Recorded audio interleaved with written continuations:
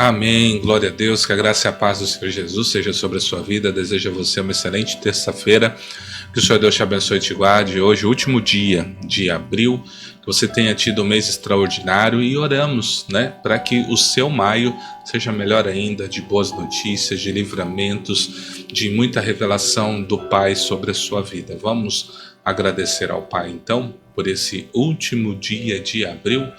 Pai, rendemos graça a Ti, obrigado, Senhor, por mais um mês que o Senhor nos concede, que o Senhor nos abençoe, nos guarde, seja conosco, fala conosco, nos instrui, nos ensina, Pai, para que a gente possa caminhar debaixo da Tua revelação. Cuida de nós, nos ajuda e nos sustenta, é o que eu te peço, te louvo e te agradeço, em nome do Senhor Jesus, amém, glória ao bom Deus, Vamos então estar lendo a palavra, continuando. Ontem nós falamos sobre o tempo de todas as coisas e vamos continuar meditando no que o pregador tem a falar nesse livro de Eclesiastes. Diz assim: então entendi que nesta vida tudo que a pessoa pode fazer é procurar ser feliz e viver o melhor que puder. Todos nós devemos comer e beber e aproveitar bem aquilo que ganhamos com o nosso trabalho. Isso é um presente de Deus. Eu sei que tudo que Deus faz dura para sempre. Não podemos acrescentar nada nem tirar nada. Uma coisa que Deus faz é levar as pessoas a temê-lo. Tudo que acontece ou que pode acontecer já aconteceu antes. Deus faz com que uma coisa que acontece torne a acontecer. Neste mundo, eu também reparei o seguinte: no lugar onde deviam estar a justiça, o direito, e o que a gente encontra é maldade. Então pensei assim: Deus julga tanto os bons como os maus, porque o que se passa neste mundo, tudo o que a gente faz acontece na hora que tem de acontecer. Aí cheguei à conclusão de que Deus está pondo as pessoas à prova para que elas vejam que não são melhores do que os animais.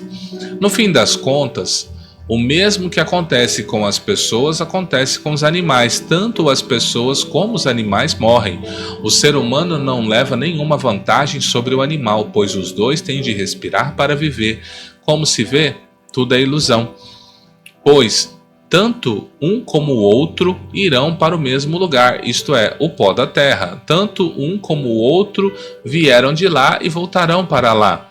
Como é que alguém pode ter certeza de que o sopro de vida do ser humano vai para cima e o sopro de vida do animal desce para a terra?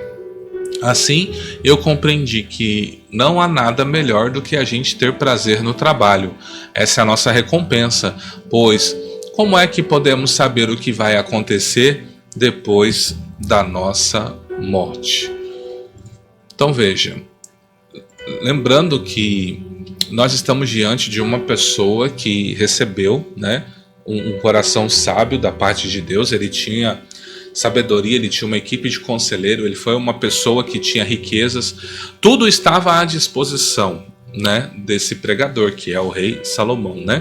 E ele teve tudo, muitas mulheres, muitas riquezas, governo, ele mandava em pessoas, ele tinha autoridade para matar, ele tinha tudo que você imaginar que um homem poderia usufruir, ele usufruiu. E, baseado nisso, ele pensou em algumas coisas. Dentre elas a nossa vida aqui, ela é meio que uma ilusão. Ou seja, eu e você nos apegarmos a essa vida é uma ilusão. Às vezes você está perseguindo uma grande casa ou um apartamento, você está perseguindo grandes somas em dinheiro. Às vezes você está buscando, coisas que não vai te acrescentar nada na eternidade. Então, tudo que diz respeito a essa vida, a essa terra, é ilusão. É isso que ele está falando. Aí ele vai fazer algumas comparações. Lógico, ele tinha uma sabedoria, mas limitado a ele. Hoje nós crescemos um pouco em revelação comparado ao rei Salomão. Mas ele vai questionar, por exemplo, ora, e os animais? Você sabe para onde um vai, outro não vai? Nós somos semelhantes aos animais.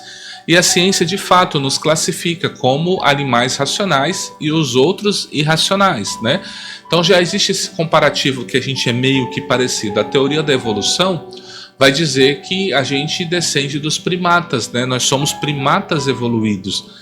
Mas nós sabemos que a palavra diz da onde nós viemos. E aqui ele também ressalta isso. Nós, como os seres, vieram do pó da terra. Os seres terrestres vieram da terra. Então, nós temos que olhar primeiro da onde vem a nossa origem. Deus ele já estabeleceu um propósito. Então, não há nada de novo que eu vá viver. Talvez eu viva situações ou uma circunstância. Por exemplo, eu tenho um celular e Salomão não tinha celular. Mas nós vivemos a mesma coisa. O celular só facilita a minha comunicação. Ele faz com que eu não preciso me deslocar, que eu não preciso mandar um mensageiro agora. Ele só é um facilitador. Mas você entende que são as mesmas coisas? Hoje eu tenho um celular para mandar uma mensagem de texto, para mandar um WhatsApp. Ele tinha um mensageiro. Então, ou seja, aí você vê, né? Hoje é muito mais barato ter um celular. Para você ter um mensageiro, você tinha que ter dinheiro. Então, ele tinha algo com custo muito mais elevado. Eu tenho algo com custo mais barato. Então, não há nada de novo. Então, isso aqui tem uma grande revelação. Ou seja, se eu olhar para a Bíblia, por que Deus deixou a Bíblia para mim? Por que Ele deixou a palavra para mim? Para que eu pudesse olhar, observar tudo que Ele fez através de pessoas, sejam coisas boas ou ruins, para mostrar que isso também reflete uma realidade espiritual. E qual o conselho que Ele dá?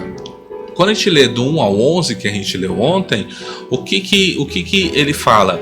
Ora, há tempo para todas as coisas. Nós falamos, Deus trabalha com ciclos. Um ciclo de 7 anos. Nós falamos sobre isso ontem. E aí ele vai dizer, vai falar, olha, você tem que entender que já existem coisas determinadas. Então, o que você pode fazer de melhor? Usufrua. O que você tem recebido de Deus? Você tem usufruído? Por exemplo, você tem uma casa com piscina.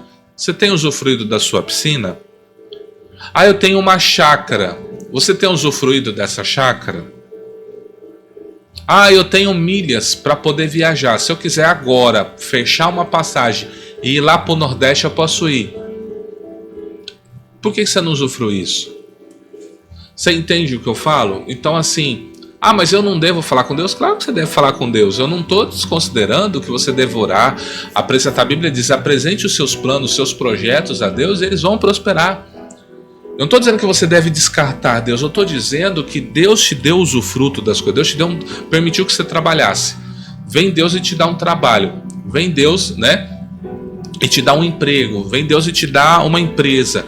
E aí você começa a ganhar dinheiro, aí você começa a trabalhar de segunda a sexta e você não usufrui, você não ajuda pessoas. Qual é o seu propósito? Você não tem propósito nenhum nessa terra. Então, para você viver o propósito, você precisa entender que existem coisas que Deus deu para você usufruir. Você tem uma esposa, você tem um marido, por que você não usufrui dele? Por que você não usufrui dela? Você entende? Às vezes você virou mais um inimigo dentro da sua casa do que usar essa pessoa como alguém que vai ser um seu parceiro, um companheiro seu. Então, aprenda a usufruir que Deus te deu. Deus te deu um carro, aí você não dá carona para ninguém, não deixa ninguém pisar no seu carro, ninguém pode sujar seu carro. Para que você tem um carro então, se você não pode usufruir, não pode ser um canal de bênção na vida de ninguém? Ele encerra falando assim, eu compreendi que não há nada melhor do que a gente ter prazer no trabalho. Essa é a nossa recompensa, pois como é que podemos saber o que vai acontecer depois da nossa morte? Eu sei que hoje nós temos uma revelação, nós estaremos com Cristo, né? Os que servem a Cristo, que creem nele como Senhor, vão estar com ele, vão viver eternamente com ele, servindo a ele eternamente. Hoje nós temos essa revelação, ele não tinha. Mas ele questiona, fala assim, adianta, sabe, você se privar de tantas coisas? Né? Às vezes você quer fazer uma viagem e não vai fazer, porque você fala, vai que eu viaje e me falta dinheiro. Você entende que esse é um pensamento que não deve passar na cabeça do cristão? Ore a Deus, fala, Deus, eu gostaria de fazer uma viagem, o Senhor me abençoa para fazer uma viagem, eu tenho um fundo de emergência aqui, que se eu pegar esse dinheiro pode me faltar na frente. O Senhor disse que eu não deveria estar ansioso, que eu não deveria me preocupar. Então o Senhor me dá sinal verde para eu viajar, para eu usufruir o que o Senhor me deu? Então você vai receber uma resposta de Deus no seu coração, você vai ver as portas se abrindo. Aí você fala, mas a obra precisa de mim, eu não posso descansar. Entenda, quem instituiu o descanso foi Deus. Ele disse, 6 dias trabalharás e 1 você vai descansar. Foi Deus que instituiu o ano sabático para a terra. Vocês vão lavrar a terra por 6 anos, mas por 1 ano vocês não vão lavrar nessa terra. Vai ficar 1 ano sem mexer. Vocês podem até tomar a colheita dela. Então o que ela vai fazer? Ela vai render para você no 7º ano, no 8º, e vocês ainda vão usufruir um pouco mais à frente. Então quem nos deu o descanso foi o próprio Deus. É o que nós estamos lendo. Você tem que usufruir, não adianta nada. Às vezes você está aí, ó, segurando a mão, às vezes tá sem roupa, às vezes sua mulher está precisando de pintar o cabelo, de passar um dia no salão, de, sabe, fazer alguma coisa, algo que deixa ela se sinta amada, valorizada. E você está aí, ó, segurando dinheiro. Não faça isso, não. Às vezes você fala, nossa, eu queria tanto ir na churrascaria. Você tem até o dinheiro para ir na churrascaria, mas fala, não, vai que me falte. Adianta você trabalhar? Adianta você ter tanto esforço e você não usufruir o que Deus te deu? Aí você vai viver toda a sua vida e sabe o que você vai descobrir? Que você deixou de plantar boas memórias nos seus filhos. Por quê? Por causa de avareza. Que você deixou de construir um relacionamento sério, sólido. Por quê? Porque você abandonou seu cônjuge. Por causa de avareza. Então, se Deus te deu um vencimento, te deu um salário, usufrua, pague as suas contas e se sobrou algo, já fez um investimento, tinha que fazer, ainda sobrou, usufrua. Usufrua. Usufrua. Então, pense nisso. Essa é a meditação para você, tá? Usufrua a família que Deus te deu, usufrua o trabalho que Deus te deu, usufrua, né, os filhos, a mulher, a igreja que Deus te deu para congregar, usufrua. Deus te chamou para que você seja feliz. Feliz em que sentido? Feliz servindo a Ele. Entenda? Você fala, alguns vão dizer que não é o objetivo de Deus fazer feliz. Entenda, nós lemos aqui, o prazer do homem está no seu trabalhar. Você trabalhar para conquistar o seu dinheiro, você trabalhar para ter uma família abençoada, você trabalhar para fazer parte da casa de oração. Então o seu prazer tem que estar nessas coisas. E aí você vai viver momentos, mesmo no mundo mau e tenebroso, você vai viver momentos de felicidade e de paz na presença do Altíssimo. Amém? Então, eu deixo essa meditação para você nessa terça-feira. Vamos orar então. Perdão. E agradecer ao Pai, no nome do Senhor Jesus. Pai, no nome do Senhor Jesus, te louvo e te agradeço. Obrigado, Senhor. Apresento seus filhos e filhas pedindo que a tua bênção, tua paz e tua graça repouse sobre eles. Que o Senhor os ajude, que o Senhor os fortaleça, que o Senhor os guarde, que o Senhor os sustente na destra da tua justiça. Obrigado, Pai Santo. Obrigado, querido Deus, que o Senhor, Pai, possa estar preparando esse mês de maio na tua presença. Muito obrigado, Pai. A ti eu rendo graças e louvores, pois tu és o nosso Deus. Bendigo a ti, Altíssimo, em nome do Senhor Jesus. Aleluia. Amém. Glória ao bom Deus, né? Que o Senhor Deus te abençoe e te guarde, que a sua luz resplandeça no seu rosto, que ele tenha misericórdia de ti, que a paz dele seja sobre ti. Um forte abraço. Desejo a você uma excelente terça-feira, último dia de abril. Que o Senhor Deus te abençoe, te prospere e te livre de todo mal, em nome do Senhor Jesus. A paz do Senhor.